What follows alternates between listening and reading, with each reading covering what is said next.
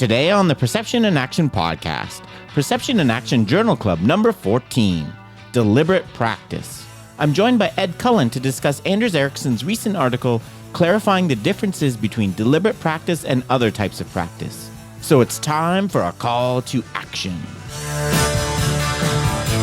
Hi everyone, this is Rob Gray from Arizona State University and PerceptionAction.com. Welcome to the Perception and Action podcast, where I discuss how psychological research can be applied to improving performance, accelerating skill acquisition, and designing technologies. In today's episode, Ed and I had a really fun discussion about deliberate practice. Does deliberate practice really have any relevance to sports? How does it differ from purposeful practice? How can we reverse engineer expertise? Hope you enjoy. As I said, another edition of the Perception Action Journal Club. This is an actual journal club. This time we're going to talk about a specific paper. And I'm joined by Ed Coughlan from the Cork Institute of Technology, he's been on the podcast before, interviewed a couple of times, I think. And we're going to review this paper by, recent paper by Anders Ericsson. Can you hear me okay, Ed? Yeah. Yep. Where he really, we were commenting before we went on there. It's a monster of a paper. I don't know if anyone that's listening read it through. It really reviews a lot of research in this area and makes a lot of points about things and stuff. So it's a really, really interesting thing to chew on, I think. So I thought maybe where we'd start at, I don't know if this is a good place to start, but this is kind of, before we read this paper, so a large part of this paper is Anders clarifying what deliberate practice is. And so before you read this paper, what we understood deliberate practice to be. And what the main elements of it were. So one definition I pulled out is deliberate practice is highly effortful and structured activity with the explicit goal of improving performance as compared to work or play through specific tasks designed to overcome current levels of weakness. So that has a lot of, for me, the key elements are, it has to be designed for improvement, right? It's specifically designed to improve. You're not playing or just having fun or working on things you're already good at. And then the other component that's been a little bit controversial over there is that it, relative to other types of practice, is more effortful and less enjoyable. It's kind of and then, so those are the two main pieces. And then I think what I always think is the idea in the theory is that your expertise level is not perfectly related, but it's strongly related to your accumulated hours of this deliberate practice, right? So not just any practice, it's this specific kind of practice. Is that kind of, did I miss anything? Yeah. No, I think that sums it up. I think you made a lovely point that the original paper, like if this paper we're talking about now is a monster, the original paper was a behemoth. Yes. Yeah. If there is a continuum for size of papers, but within that behemoth of a paper from 1993, it was quite simple. What he was suggesting there was a lot of specificity around his the conclusions himself and his colleagues were drawing on, and it was clear there were very clearly identified tenets that deliberate practice and what it could and should look like. Let's say monotonic benefits assumption and so on and so forth that you spoke to around our accumulated practice. That seems to. And again, it's a long time ago. It's 27 years ago. But the simplicity, let's say, has maybe disappeared somewhat. Let's say it's not as specific or as simplistic any longer. Yeah, I think so. And I think another key point that he raised, and I haven't read that 93 paper. You said you were looking at it while you're reading. I haven't read it in a while. A key point that he makes in this paper is that paper and the original deliberate practice theory is based on looking at musicians, and is it chess players too, or is it just musicians? No, just musicians. So it's a two-study paper, the 93 paper, that looked at the violinists, which were the central part of all of this, the four groups of violinists. And the second study was with two groups of pianists. but no, solely now he speaks to, as anyone listening would be aware of it, any of this work, he speaks a lot to the previous kind of working memory stuff of the chess people as he cites through it, but the actual 93 paper was solely with the students from the West Berlin Academy. Yeah. I think I remember talking to him. Kind of the ideas came from looking at chess and also the working memory he did. The little experiments he did where he tried to get people to remember sequences of numbers, right? Yeah. The really interesting stuff. And then he went into the look for it more specifically in music. Yeah. I think actually historically there's a lovely thread with Anders' work in that way that led to the 93 paper, that there was, you can really see a thread from his early work where he was a student, like an undergrad or postgrad himself, leading through and joining up with people like Simon and Chase, where he was very much watching these giants of the space before him and linking in with all their work around memory and working memory and even earlier work that they did for the military and the like, and how that seemed to lead them towards their retrospective recall and their think aloud protocols, which then led very strongly and had a big impact on the 1993 paper, because that's a significant part of that paper for the capacity of the participants to be able to recall exactly what it was they were doing at different stages of their development. Yeah. And then so from that work, I think, there's two things that along with Anders' own work, there's two main, there's obviously Malcolm Gladwell and the 10,000 hour popularization of it, which I think's been well covered and kind of debunked. I don't know if this is a word, but people have pointed out he just oversimplified Anders' story.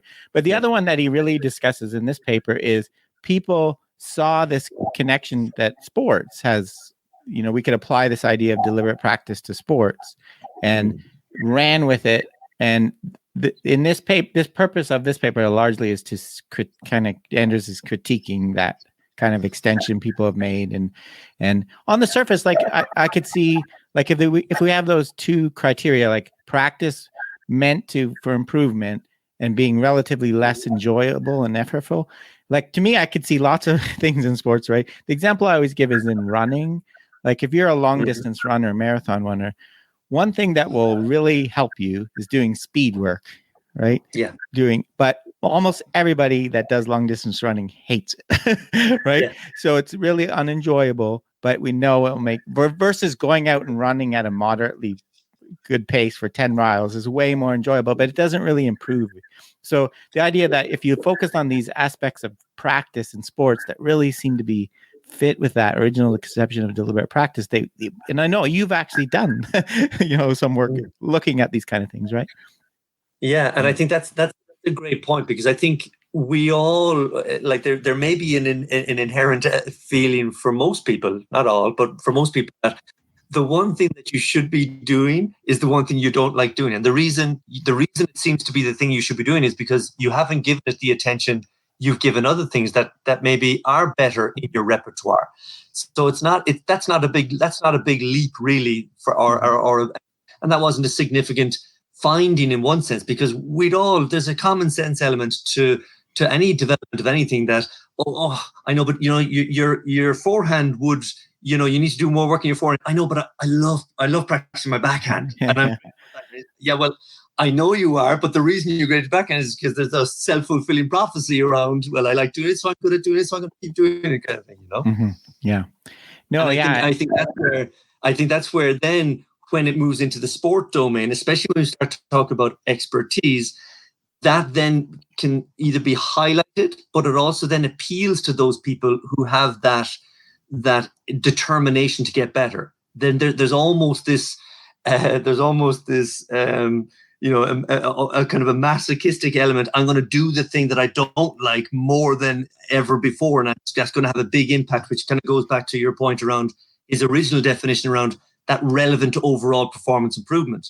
I think very often when we look at relevance to overall performance improvement with an athlete, it is the thing that they haven't spent the most amount of time on, is the thing that they maybe is the thing that's catching them out.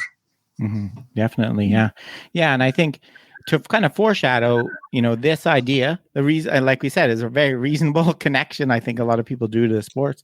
In this paper, he's going to critique a lot of the points about that. So the expertise, one of the things that he talks about in this paper that I like is he goes into a lot more depth of the difference about how we usually understand expertise in the traditional research lab, which you might call a bottom-up approach, right? We bring in a bunch of people that are either complete novices or hardly any experience.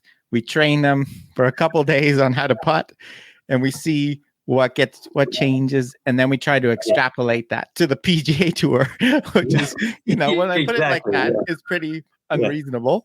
I think we know that. But what Anders, the deliberate practice is built on the expertise approach, right? And I really liked. I've never heard him say it, but he calls expertise approach is reverse engineering expertise, right? Yeah. Yeah. So he talks about expertise approach is finding a bunch of people highly skilled. So not starting with novices, starting with the other end. And he makes a big point about being able to quantify their performance absolutely, which that's one of the big issues he has with applying it to a lot of sports, right? Did you? And I think that again, like yourself, I noted that kind of reverse engineering thing, which actually brought me to a paper he did with Mark Williams in 2005, where they actually outlined very clearly what the expert performance approach is, and it is actually that there's three key elements to it. It's capture expert performance first and foremost. What does it look like, and how? What are the experts doing? Identify then the mechanisms that underpin that performance, and you do that again through a variety of different methods, like your eye movements and your film scripts, your recall things, but then the final part is to examine how that got developed. That's the retrospective work. That's the interviews, the questionnaires, the journals. Let's say, So it's almost using as you said, it's quite a systematic approach with that 3-point approach. Let's say it's quite a systematic approach to say, if we can get a sufficient amount of data on a group of experts, extrapolate what they do, and then copy and paste that onto someone else, then it's almost suggesting a linear progression that they then will attain that same level of expertise. That's where the debates have raged over the last number of years, especially since they published that work around the expert performance approach and made it explicit. This is exactly what we're actually saying happens, let's say, or what we're suggesting people should do. Yeah, I think that's really interesting. And I think for me, the third part of it is the one that I never really thought about, thinking about how experts got there. A lot of research we do the first two. Like a good example is the work like Mark Wilson and Sam Vine do on quiet eye training. Yes. So they bring in experts. We find that experts have longer quiet eye. If we could train novices to have a longer quiet eye, then we're kind of shortcut the route to expertise. The only difference is they don't go back and look at how the experts got the long quiet eye. So they don't look at the training history. They come up with their own way, right? So I don't know many people that actually do that. Did you, in some of your work, did you go kind of try to do that? Well, one of the things we did in the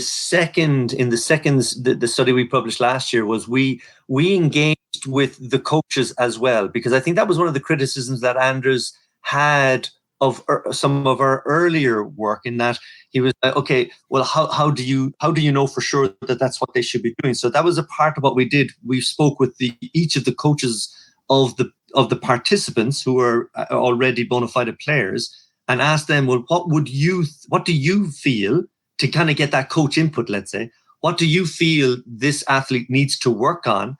What is the rate limiting factor of their performance? And only those participants then that had the same skill that was coming up were the ones then that were included in the research. So we lost a few who said, oh, well, I think it's this he needs to be working on. We're like, oh, okay, well, thank you, but we're looking for a group who have now. and we needed a sufficient number then of where the coach was saying, oh no, this is what he needs to work on, and this is what he needs to work on, and so on and so forth. But so I think that's somewhat of a way of actually checking, well, why? So then when we would ask the coaches again, well, where did you where was this from? And very often they would have told us it was all based on performance metrics and missed attempts in matches and so on and so forth, let's say, not the same degree that, again, he would have done with Kramper and Testromer in 93, where it was a very systematic review of their training history from each, throughout their lifespan, from a very small age through to, and again, I think it was 18 to 20 years, or 18 years was the standard age for all participants, let's say, where they stopped the retrospective analysis. So we personally, in our research, we haven't looked specifically at the long-term retrospective. But what we've tried to do is to try and get an insight from the coaches as to why they feel, number one, what they feel, number one, is what they need to work on. Does it align with what the athlete believes too? Because that was another element of our work. We lost another few participants when we found, because again, there does need to be that. And again, he speaks about motivation a lot in that first paper, less so in the paper we're talking about this evening. But there does need to be that connection as well. It's very hard to get an athlete to do something, even if the coach thinks it's right and the athlete is absolutely, no, that's not what I need to work on, let's say. So that was somewhat of a connection back to determine what we should be doing now, let's say, and for the work that we did. But as far as doing to the level of the depth and the level of the retrospective work that you speak of, there's only been a few who've done it. And ironically, it's been in the sports domain. The likes of Hell, they did it. Starks et al., Hodges, they're the ones who, but it was actually in the sport domain. Not too many have actually, in other domains, actually gone back and retrospectively looked at that. Yeah. No, I think that's really interesting. And yeah, you're right. It's not and tried to figure out how they did it, how they came to these specific mechanisms. Yeah. And his point about the absolute metric. So he argues you need an absolute metric to be able to understand how performance improves. So you need to be able to measure your 40-yard time. So in most sports don't, like, the way we quantify expertise is relative to level, or right. So which is a relative metric. So in his point is you can't really quantify improvement in his way he wants for that. Yeah. So I think that's really interesting way to I think the expertise approach. The other thing I would point out, so he talks about this and how how some of the mechanisms underlying it. He connects to development of representations and things with period. I've heard some people say that deliberate practice fits with kind of an ecological dynamic systems approach. Read this paper. It's firmly couched in Ericsson's view of it. It's firmly couched in information processing, traditional approach to cognitive. And so, it doesn't. Maybe you could put your own spin on it, but not the way he thinks of it. Definitely not. He kind of takes and then is there anything else about that expertise approach or anything else you picked up you wanted to talk about? I think the interesting point about the expertise, because again, we did a paper back in 2009 about determining whether the expert performance approach can be applied to coaching and the development of coaching, right? Okay. And one of the things that we found was, it was with Paul and Mark. One of the things we found was that, or was more suggested, let's say, was the difficulty of trying to identify which measurements you use, because the expert performance approach that they put forward, there's a lot of options in each of the stages. Let's say, I'll try and pull it up here just to see if I can. So let's say the first part, that capture performance, like he speaks about laboratory testing, either video or film or virtual reality, and field testing, match analysis and simulations. Now, again, is that an either or is it both? or is it all of them to be able to capture the fullness of expert performance?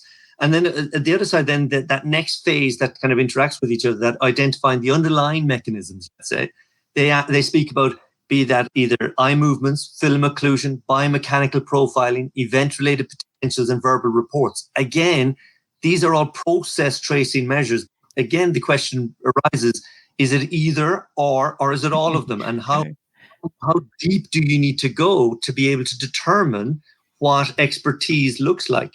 Which then moves to that last phase with how is it developed? And again, there's a range of things suggested, like it's questionnaires, it's practice history, it's interviews, logbooks, time motion analysis, microstructure of practice, verbal reports. So you're like, hang on a second.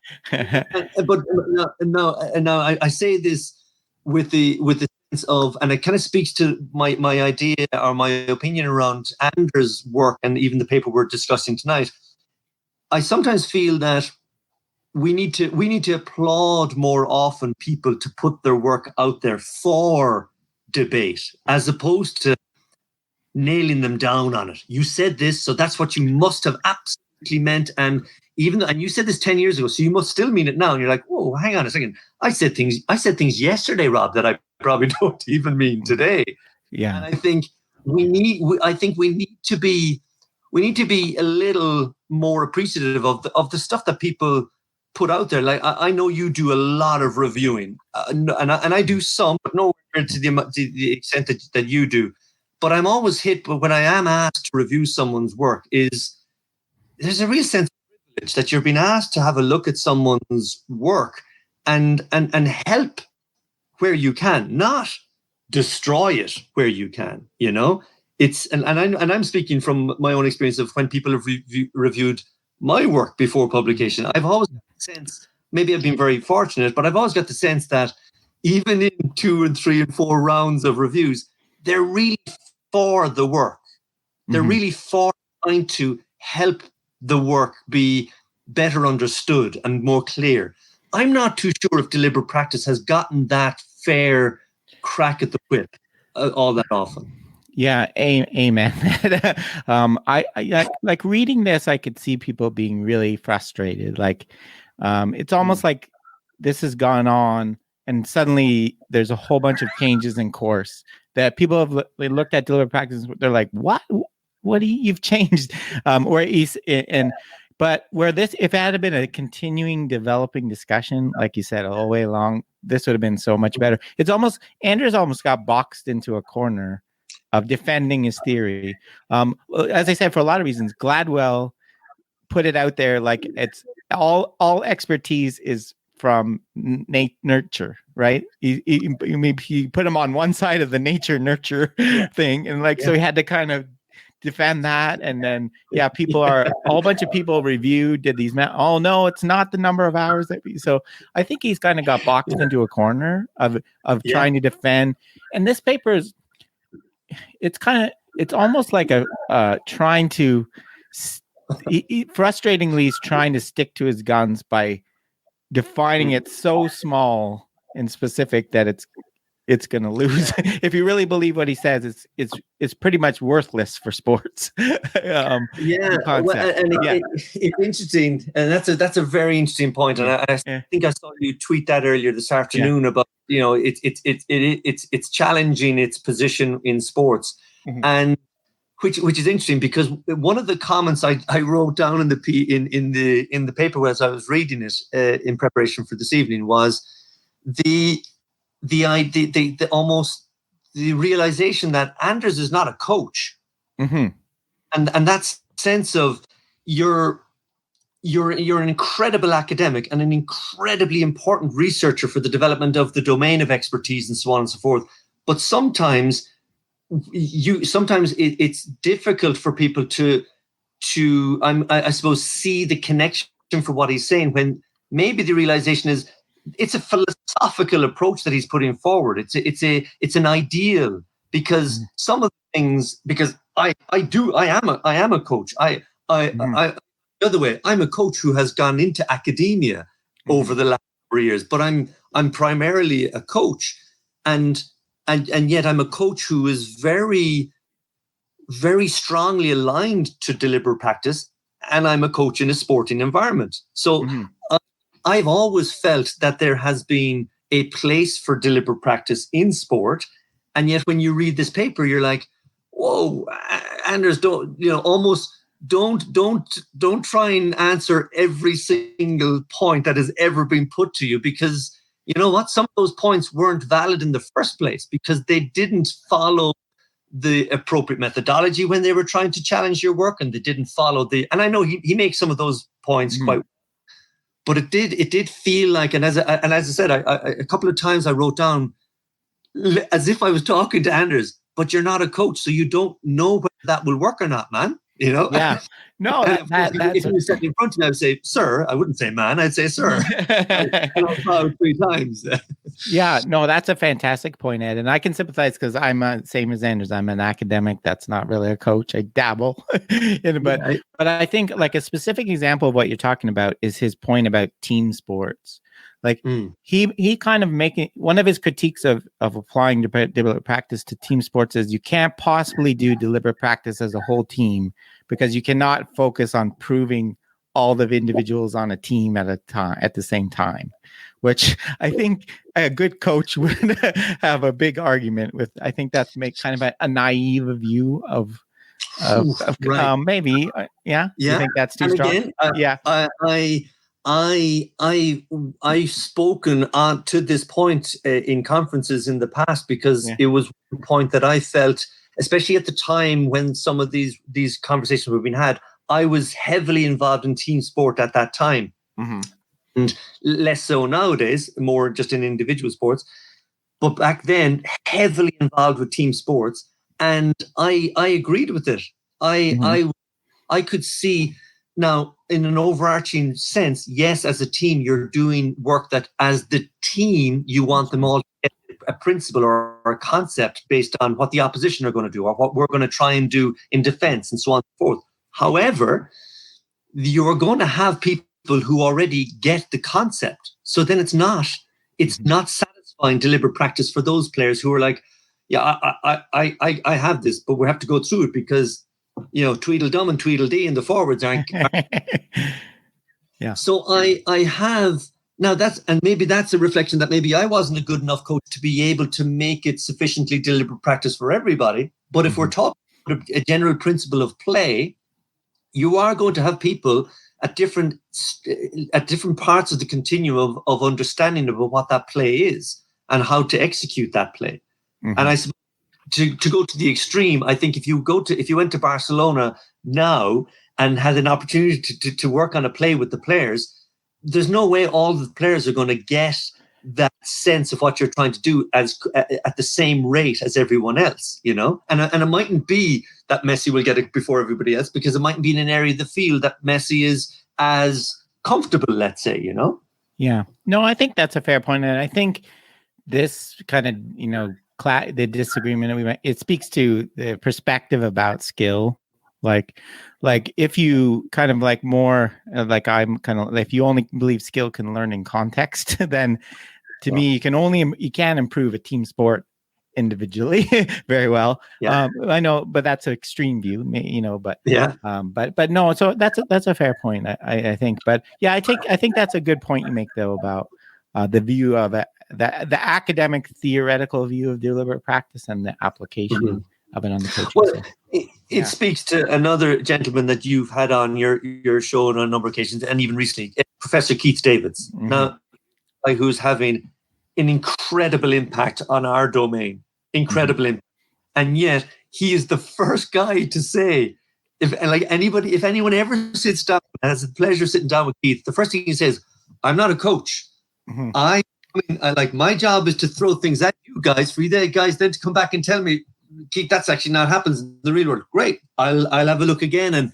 And because he's such a student of the domain, he will go and look, and he will try and piece together what the I suppose the philosophical and the evidential work is suggesting. But he's still very clear, and he's very clear about it with people. I'm not a coach. I don't know this goes, and I don't know how it lands when it leaves what we think it should be, let's say. Yeah, no, that's a great point. And I think, something that Keith and Anders share in common is they're challenging coaches to think about the purpose and the quality of what's this practice session for, which is, whether you believe in deliberate practice, that's a very, useful prod, from this. So, but actually on that point, I met with Keith at the conference in Finland in November, and the conference that he is the president of that conference, and it's an exceptional few days that they run in Kisikalia. But one of the time when we were chatting, I spoke to him about some of the work I'm currently doing with golfers. Okay, individual sport, seen as a very technical sport, and so on and so forth. And I'm like, well, if it's a sport, it's technical. Whatever the sport, if there's a skill in there, it's technical. It doesn't, just because it's golf doesn't mean it's any more or less technical. Let's say, in my opinion. And we were talking, and one of the first things he said, I'd like to sit down someday and talk to you in more detail about what it is you're doing with those players, to see if there's merit in others, maybe. And again, speaking about maybe a possible publication or something, even an excerpt or something about that process that you're going through as a live coach, and how it maybe informs what we talk about from the theoretical perspective. And and that's where he has that lovely interest of, well, where is this going? Like he's constant, like I said, that came out of the blue, and I was like, oh, I'd love to. He said, because he said, I'd love to know where that goes, because I know how you think, and I really like how you're seeing things, but I'd like to see where how does it land with an athlete? When you're dealing with a professional golfer, what does that look like? Mm-hmm. Yeah, no, that's an important bridging, I think, of it all for me. Yeah, no, I think it's great. I've been talking to a few people about this, and I tried to do a blog post on this a couple of days ago. I think, like, comparing and contrasting specific approaches to the same skill, I think would be really useful kind of exercise, and seeing the process and where it goes. And so the one issue, the absolute issue. So if it's not, so how this is, what did you take as kind of his, not redefinition, but his clarified definition of deliberate practice? Did you post? Yeah. Well, I was absolutely fascinated by the table in it, where he went through deliberate practice, purposeful practice, and naive practice. Mm-hmm. I'm stunned that he actually did that, to be honest. I thought, I was like, when I saw that in the paper, I was like, Anders, what are you doing? Because as anyone who's looked at the paper, they'll see he ticks the box for purposeful practice for everywhere where there's deliberate practice. So you're asking that question. You're asking the question. You're saying, when you're like, well, hang on, are you suggesting? And I'm just going to bring it up here in front of me. Are you suggesting that where that purposeful practice has the same characteristics? And of course, I would say, previously he would have said no. I know, even from some of his recent publications, and he's got another publication due out soon, and his book last year or the year before last with that gentleman Poole, Peak, and so on and so forth. There were very distinct differences between what he was describing as deliberate practice and purposeful practice. There seems to be less difference now. Let's just put it that way. And now there are still differences. There are still discernible differences, no doubt. But it does appear that they've come a little bit closer. And again, in support of what you were saying earlier, there's a sense that he felt the need. I need to answer everything that has been put in front of me before in this paper, and I'm not too sure if that's the right thing to ever do, to be honest. Because again, it's almost like you're nailing your colors to a mast, which as a coach, that's a very tough corner to put yourself in, when so much can be, again, it depends. Yeah. No, no, I think you're right. I agree. I appreciate the effort in trying to clarify it, because a lot of the arguments before, this skill is not consistent with deliberate practice theory. The argument, well, you're not measuring deliberate practice is always the argument you could come back with. So I appreciate his effort to keep trying to clarify, but you're right. So what I pulled out, he brings in some things that some details that I didn't really mention. I didn't really associate with the theory itself before. So this is what I put. One sentence I put: practice should involve tasks with explicit goals, immediate feedback, knowledge of results feedback, and subjects should repeatedly perform the same or similar tasks.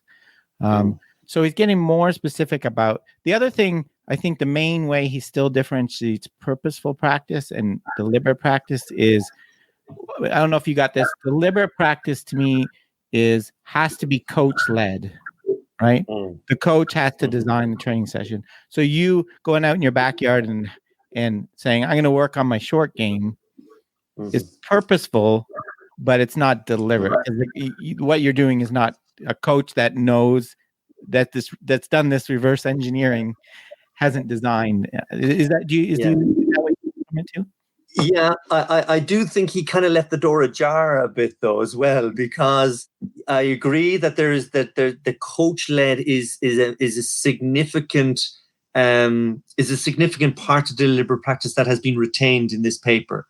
But I do he does mention the idea of that communication between the coach, let's say, so an athlete could go off for a number of sessions working on something that the coach has maybe identified. The coach isn't there all the time, which I was quite pleased to see that he wasn't saying that it had to be the coach with the person every single time, all the time, and it was so rigid, let's say, but again, he skirts, and it was the same in the 1993 paper. He skirts that issue of what some people would classify as block practice and repetition with repetition. He does skirt that issue. Does he kind of go a little like I was trying to figure out as I was flipping back and forth between both papers, is he going more or less after it? Because it wasn't quite as clear as it would have been in the 1993 paper, which, again, because of the scales work that is done in music, it's probably easier to, associate that type of practice with that type of a domain, let's say, which is, it's a point that came up with a chat with Stuart Armstrong on Monday when we were in a chat and someone asked about music, let's say. And one of the things we were saying is that it's a little unfair to compare music domains to the sport domain, because of the dynamic environment of the sport domain is very different to the very static dynamic of a piano or a drum kit or a guitar. The musical instruments or the attentional focus of those musical instruments isn't changing. The strings aren't going anywhere. The keys on the piano aren't going anywhere, and they're set, let's say. So I think sometimes we need to be careful in how we jump across domains, and that, and again, as Stu said on that day, he's uncomfortable when people use mathematical analogies about how we learn math to how we learn sports skills, because that's trying to reduce the argument down to it's either that or that, and it's never that simple. Yeah, no, those are great points. I have the same issue. So my problem, with math especially, the reason you can't compare it to sports is there's right answers in math. We know there's universally accepted right answer. The example I gave, Fosbury, in the high jump, he came up with 2 + 2 = 5, right? He came up with his own. So, and music too. Music, obviously, there's room for expression and individuality, but there's right things. Technique is way more targeted that you have to hit than in any sport, most sports. And I'm glad you raised that point about training, not having the coach always there. The coach designed the practice, but he makes a big point that solo training by yourself is a big part of deliberate practice in his view. And I think there's a study where they actually looked at the amount athletes trained by themselves, and it was actually a strong predictor of skill, I think. And again, even some of the papers that let's say looked at it, and as he mentions in this paper, the 2020 paper, there was an explosion of interest in this area of deliberate practice shortly thereafter. You look at like his paper was published in 93, and before they even hit 2000, you already had, as I said earlier, Janet Starks looking at it, Nikki Hodges, you had Werner Helsen and all of their associated colleagues looking at this area within the sports domain. And of course, straight away, they were able to identify certain things that aligned. But then, of course, with the wrestling paper, the paper around wrestling, where it's really hard to wrestle on your own. So there is, so they were able to distinguish that difference straight away between that, and also then add in that the effort that Anders had spoken about originally, well, that there's two strands to effort. Now that we're actually wrestling is extremely physically effortful, and there's also a cognitive effort applied to that. And I think that's where, again, back to your point earlier, that's where there was an opportunity for the almost natural progression of the theory of deliberate practice to go in a very stepwise way over the years. That little refinement, and here's a little refinement, and of course we're going to adapt to it, because we're not going to pin you down just on what you said in 1993. It's going to evolve because other researchers are feeding into this domain.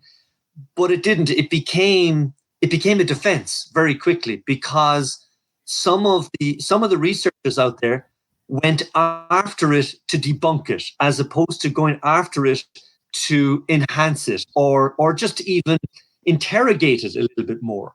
And I think that's where, as you say, that when we come back to, that explicit instruction, the immediate knowledge of results, that same and repeated tasks, that then became almost a stick that he was either beaten with or that he had to defend with as he went the journey that he's on with this one topic. Yeah, no, and I think that you're right. It is we would have benefited from more of a slow development. And one of the things I always talk about deliberate practice in class with students, I really like deliberate practice because it's a strong theory. Like, it's really making a bold claim. The most important thing about a component of expertise is the accumulation of this deliberate practice. It's not what you're born with. Look how much it stirred up the field.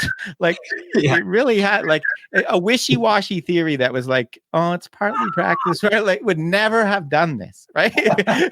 So I like people that step out and even if he's had to defend and it's caused issue. I look how much it's really motivated people. You're right, to attack it and try to make a generalized books out of it for popular, It's not, but sure. I like yourself. I teach. I teach. Deliberate practice gets its own 2 weeks worth, almost we're going after this. And I have slides that I show. I said, well, here's the original paper. Here's extras from the paper now, and here's what happened as a result. And I have 2 or 3 slides of all the books and all the shows and everything that have actually been spawned as a result of it. And you look at, let's say, Gladwell was the one that maybe, there's the Calvin book and there's the Said book and there's the, Epstein had his book, The Sports Gene. But again, if you look at even the Sports Gene book, the mention of the nurture and environment throughout that book is incredible when you consider that the book is Sports Gene, and yet get away from the environment. It's mentioned so often, But when you think back of the impact it had, yes, Anders may in public say, no, well, you did this and you misinterpret that, but privately he must have been absolutely delighted, because what does any research hope is that it actually reaches the masses. And you could go on holidays around Europe, and I remember being on holidays back when this all kicked off with Outliers and the like, and it was on the beaches, it was around the pools, reading these books on holidays. And you're like, this is incredible. This is an area of interest this is my PhD, and reading some work that's related. You'd never get that before. And the beauty of it is that you've got someone like a Malcolm Gladwell, who's a brilliant writer, and gets it out there because of his ability to tell a really good story. Now, the fallout, of course, was just incredible because of that classic title, the chapter title that he gave it.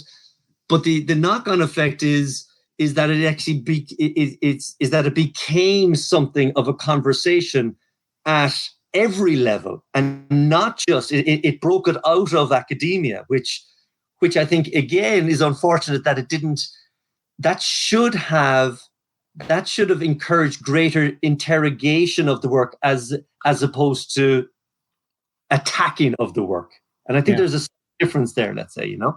Yeah, trying to build on it. Yeah. Your point about outliers is I used to, when people ask me what research I do, I used to say, if I didn't want to get into it, I say, have you read Outliers? That kind of stuff. Because almost everybody you talk to had it. It was a super popular book. And I give you a personal experience. A number of years back in 2016, every year the Olympics have every year there's the Olympics. There's like some conferences that are built around it, let's say. And one year the Edinburgh Science Festival had an Olympic theme to their science festival, and I was asked to engage in a debate on Olympians born or built. Now, the only reason that's come about was because of all of this work, and it was me on the obviously the built side of the argument, and Yanis Pitsilladis, who appears quite a lot in the sports gene, on the born side of the argument. And again, it was like he's a gentleman. It was a great evening, again, of course, because of his work and so on. But one of the jokes of the evening was when he had his opportunity to present his case, I was sitting waiting for my turn. And in his, I think, 15-minute punt, he actually used the word environment 27 times, even though, and I remember thinking, I was like, thank you, Professor, because you've just, I won't be saying genetics 27 times in my presentation, but it's because of that, it brought the nature versus nurture debate to the masses, which we all can be thankful for, because I think there was a period of time there in the 90s, it was getting a bit scary with where people were thinking this was, he's such, you can't teach that. These kind of commentaries from commentators in sports, and he or she, she's just a natural, and that's such a talent, such a gifted player. No, it was getting that way, and I think this helped maybe stem the flow a little bit for a while, anyway. Certainly for it, at least. Yeah, no, I totally agree, and I think I interviewed Anders and talking to them, I think he was just really excited by I think he's got a little BF Skinner in him, even though he's a little, kind of hedging his bets here. The idea that you give me enough time and do the proper thing, I can make an expert. I think, I know he doesn't believe that universally, but I think his working memory, I don't think he ever expected he could do that with someone. And then talking to the chess, he has a story of the guy. Wasn't there is a father that decided all his kids were going to be chess masters, and he pretty much did. Yeah. So I think it's a really interesting. So it's wrapped up in all this. Is there anything else? Yeah. So the purposeful. I think we talked about this before on the air. There's a step back from, I think. I don't think it's his claim that he ever made, but kind of the interpretation of the monotonic relationship that he said, what did he say? Deliberate practice, the amount of deliberate practice is related to the level of performance, not the determinant of the level of performance. I don't know if he'd ever made that claim anyway, but he does clarify that. Yeah. I think that's an interesting point. That stuck out with me as well.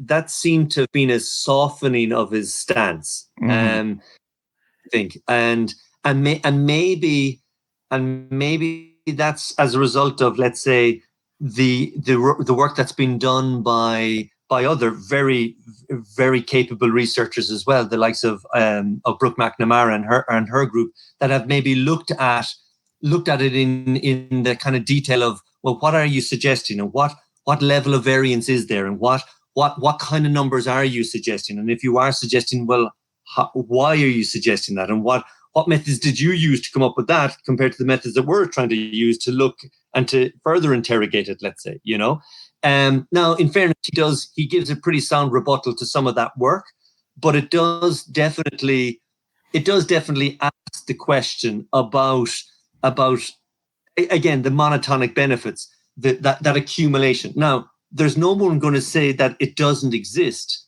It's just because it does. Of course, it's not something that can be fast-tracked in seconds or minutes. Mm-hmm. It is hours, many hours of them, let's say, or many of those hours. It's just, again, it comes back down to where he possibly digs his heels in a little bit, is that idea of, and I think you said it already, I see what you're trying to say, but what you were measuring there isn't deliberate practice. Right. So it doesn't really apply. So that's where it can get a little bit, and I don't want to say petty, because we're talking about some, again, world-class researchers here, mm-hmm. are defending their work in a way that, or trying to challenge another person's work, let's say, in a way that it gets down to the minutiae. And I think when you're trying to get down to the minutiae of something like this, I think you can get lost then. I think you almost lose the essence of what they're trying to say. And I'm not too sure if deliberate practice was ever meant to be something that was going to have this much fine detail interrogation on it, down to the, as I said, the minutiae of every single aspect of what was spoken about in 1993.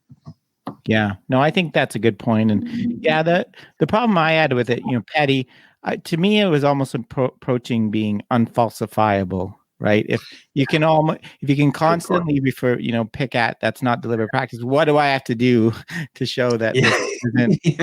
You can always resort to that. That's a bit of a challenge. So I think you're right. There's definitely a side, and the other one, of course, is deliberate practice is not the only type of practice that improves performance. That seems to be a bit of a softening. Yeah. Absolutely. Yeah. Absolutely. But again, I think it's a softening towards what sports are experiencing, mm-hmm. Almost. And again, when we look at the outlet that this is in, it's in the Journal of Sports Sciences, mm-hmm. not in Psychological Bulletin, where the original paper was in, which would have a good following, but not in the sports, not by sports practitioners. Whereas the Journal of Sports Sciences, that says as much to me about where he was aiming for this to land, let's say, again, that purposeful practice, when you go back to that table 1, all of the things that he mentions around deliberate practice gets a lovely ticked box in the purposeful practice column that do not get ticked in the naive practice column. I think I pull this up here if you want to have a, let me see if I can, I'll pull this up on the screen in case I don't know how big if it's going to come out big enough, but there it is. Yeah. Yes. Purposeful practice, deliberate practice. 1, 2, 3. Purposeful. Check. It is, and it's incredible, and even more so, like when you see even the subsections within it.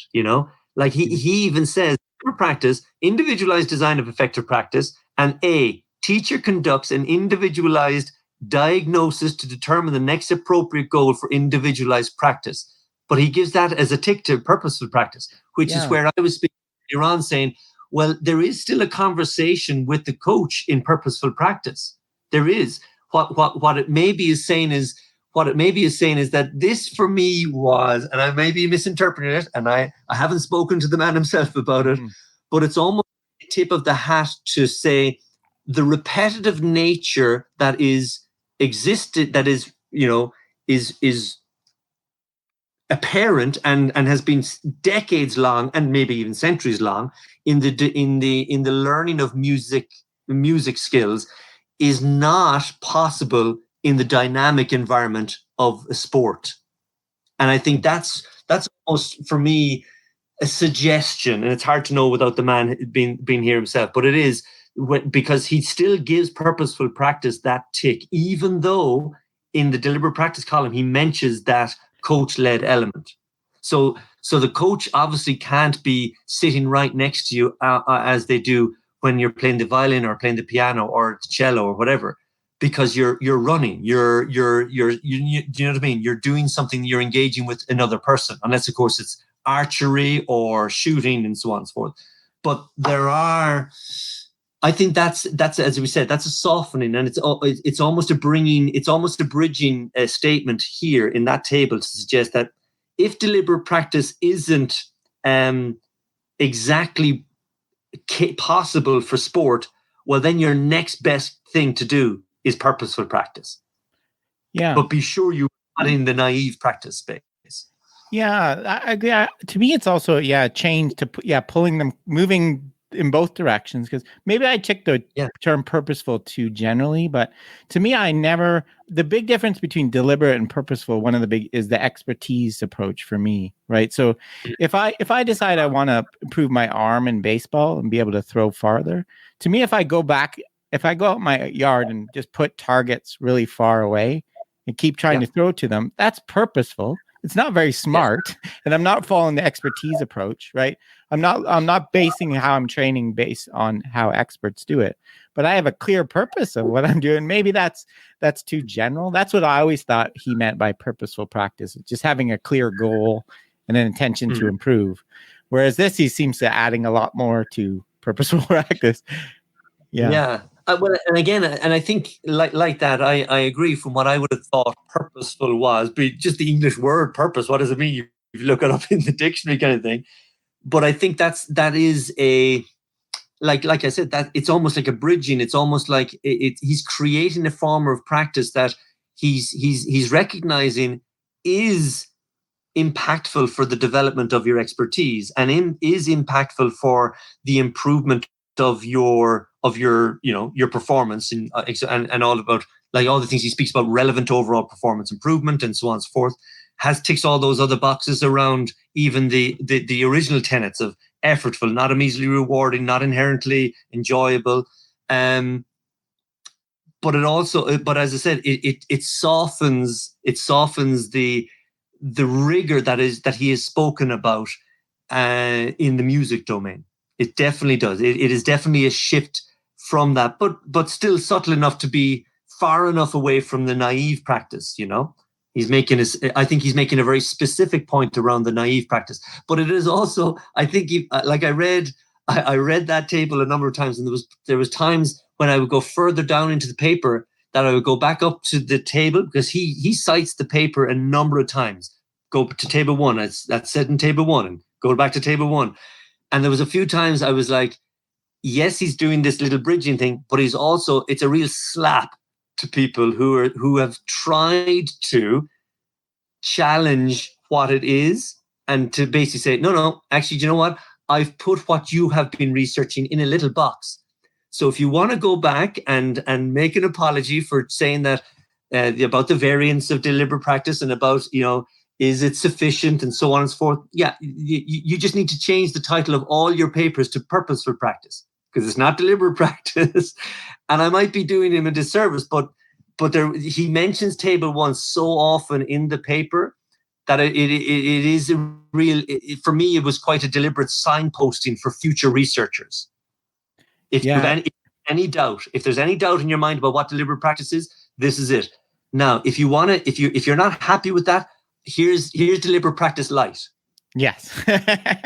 Yeah, that's a good way to put it. And he even goes so far, you mentioned some of the McNamara studies. He goes so far as, I think he published a paper where they did a systematic review, and he redid it, taking a bunch of the studies out that he didn't think fit with the liver, which is quite bold. but so he's doing exactly. Yeah. So I guess what I was talking about before with throwing it in my backyard is a naive practice now, because I don't have a, so I think it's an interesting, you're right, clarification. So, which I think is a nice point, again, back to the work that Mark Williams has done, and he's done a few papers around this, which is in the application of the expert performance approach. And the expert performance approach comes up in a load of people's research. A lot of the guys in Australia, you look at the stuff that Damien Farrar and all his colleagues over the years have done, there's a lot of the expert performance approach underpinning the methodology of those papers. You know, a lot of the stuff that's been done in Europe around some of the research groups in the UK and the like.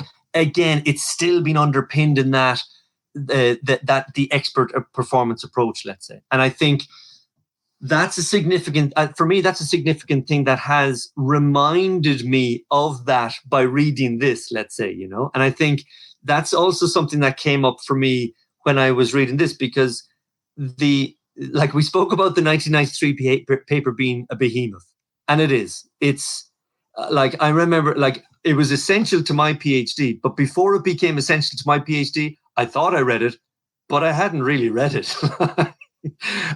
I'd be the first to admit, I thought I had read it. So when all of a sudden I was like, oh, so my entire work for the next number of years is going to be in this paper. And then I actually read it. I was like, whoa, this is like a brand new paper, because there is so much in it. And it was stark over the years that followed, the amount of people who admitted I couldn't finish it. I just couldn't get to the end of that paper. This is something that is a lot more digestible. I would have loved if this paper was around back when I was starting my work in this domain, because it is much more accessible. Let's put it that way. Yeah, no, that's a good, and I really like your point there too about the expertise approach. I think in a way it's more enduring, and then despite all the things of deliberative practice, it's everywhere. You're right. Everybody uses.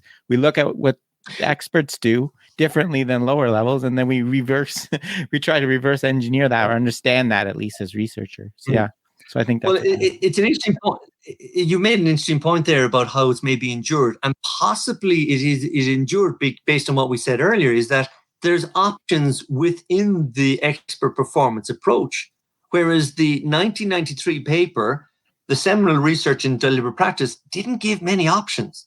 So if you start such a narrow space, it gives it it's very hard for it to grow beyond that if you're then going to hold it into this very narrow corridor. So let's say even the work that you mentioned earlier, our paper from last year, one of the things that we found when we actually did a deliberate practice intervention was we found that there's a significant impact on task consolidation in that work. So if you just reflect on your work, it significantly impacts the effect that deliberate practice can have on you. Whereas if I'm doing something that the coach has led and I tick all those boxes, but I don't reflect on the work and I don't reflect on my practice, and I just drop my kit bag when I get home and drive on, you're of course dulling the potential response. Whereas if you can layer it with reflective practice, well, of course, then you are consolidating the work that you've just done, which also feeds to the next work, that lovely reflective practice cycle that again, most coaches will engage in, let's say. You know, what are we going to do the next session? Well, what happened in this session determines what we do the next session. What happened in the last match or last event determines what we do the next session. It's that cycle, let's say. And I think that's probably why the expert performance approach has endured, because there's mobility in it.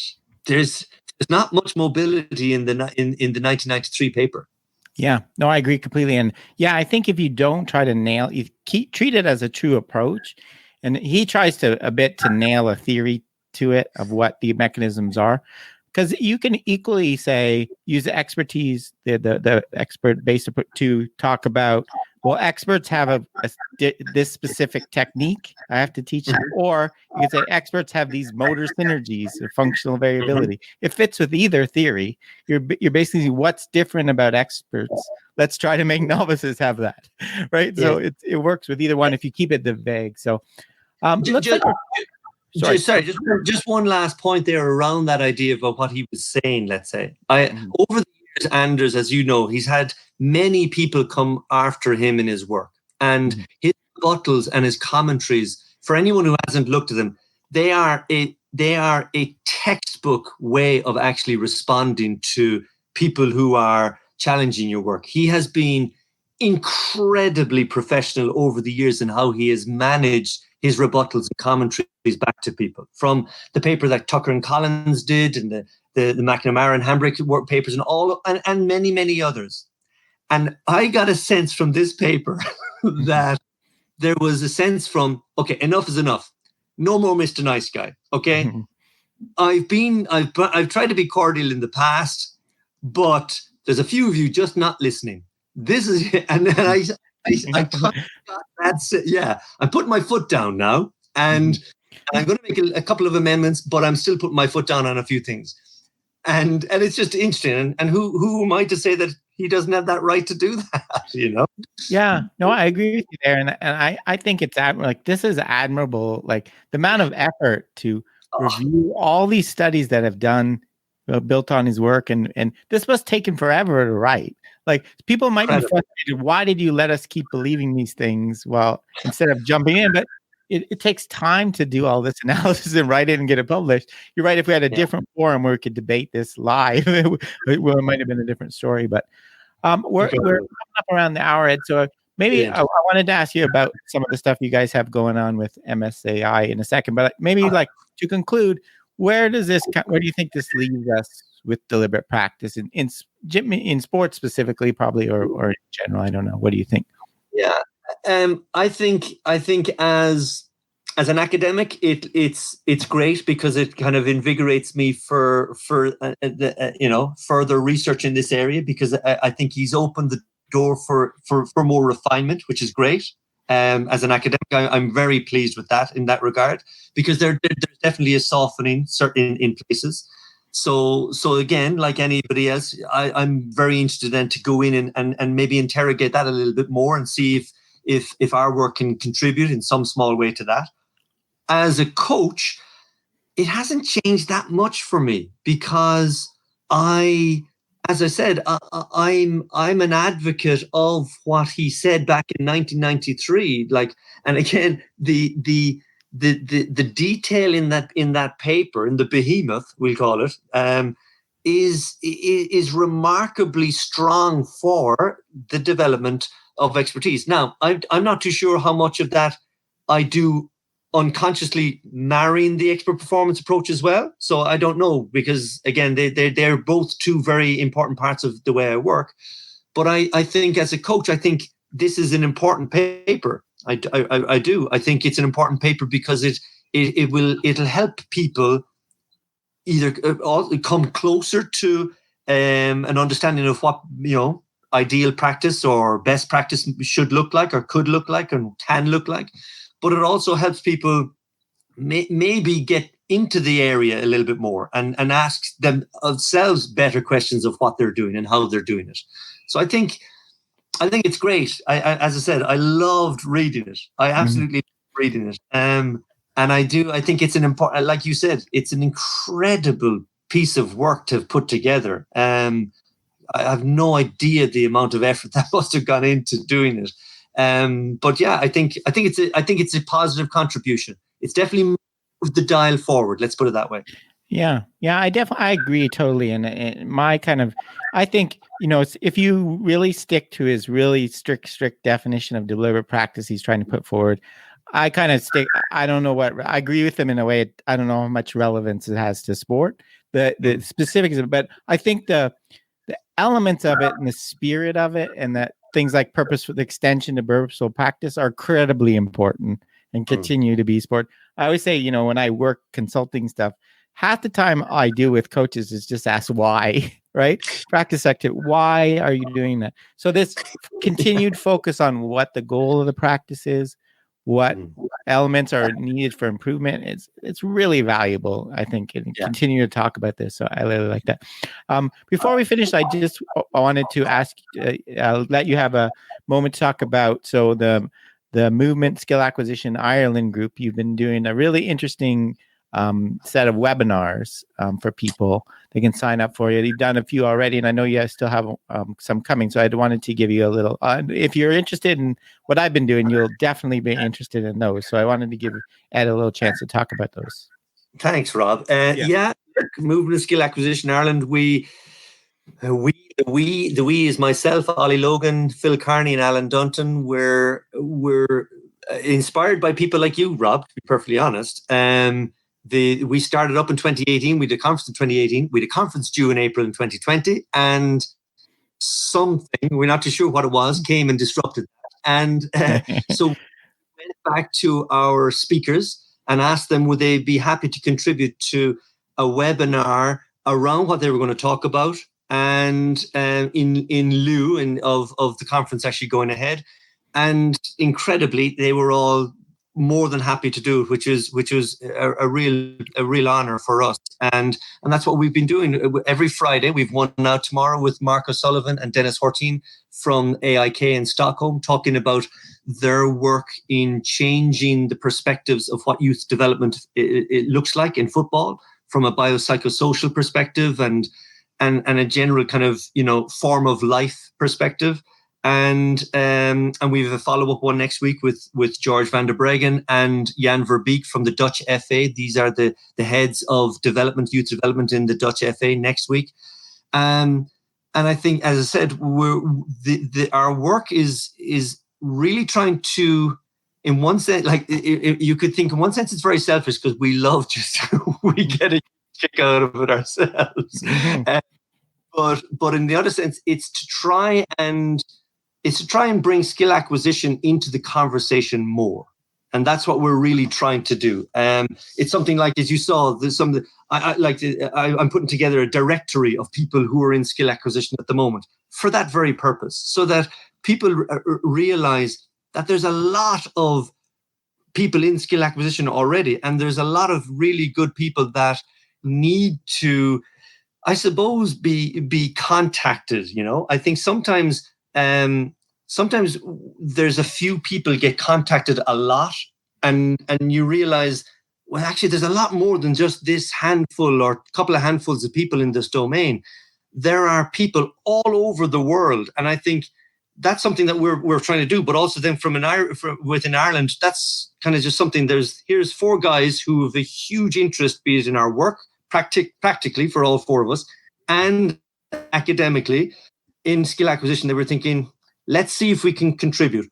However, and I think this is something we said beforehand, we want to try and contribute in a way that adds, and this is something that we're even discussing at the moment. There's a lot of content out there at the moment, and there's some exceptional content. And I'm not too sure if we want to add more to the noise that may take away from that exceptional content. Mm-hmm. And it's a tricky one. It's a tricky one because you want to make sure that it's quality over quantity, because there's a lot of content right now going around. So we had a discussion even today about it. What do we do now? We're coming to the end of the speakers that we had for 2020, and where do we go from here, let's say, and how do we still try and make some small contribution to the conversation? Now, and again, you come up in our discussions because people like you make a huge contribution to it. But if we felt that we could even something like what we do brings people to you, well, then I think that's something that we would continue to do. Like all my students know who Rob Gray is. They probably know who you are. They know who I am. More than they know who I am.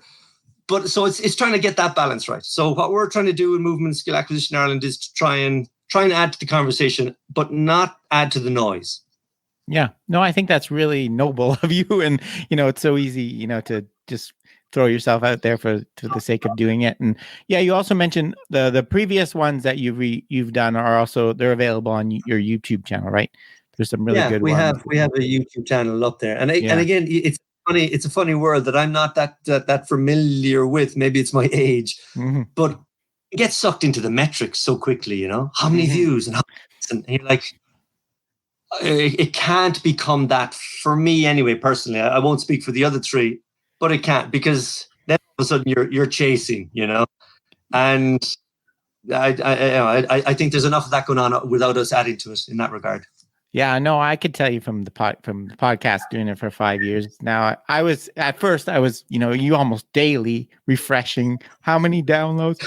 Now you realize quickly it's the engagement you get out of it, the connections are worth way more than views or subscriptions, or that's way more valuable. So I agree totally. So thanks for doing this, Ed. That was a really fun discussion. I'm going to end the live thing. We can stay for a second. And so thank you everyone for listening. Okay, that's it for today's episode. Thanks for the fun discussion, Ed. Remember, you can contact me at robgray@asu.edu or follow me on Twitter at ShakyWeights. To find out more about the podcast, please check out perceptionaction.com. Finally, to support the podcast and receive bonus materials, including written transcripts, please head over to patreon.com/perceptionaction. This is Rob Gray from ASU. Cheers for now, and keep them coupled.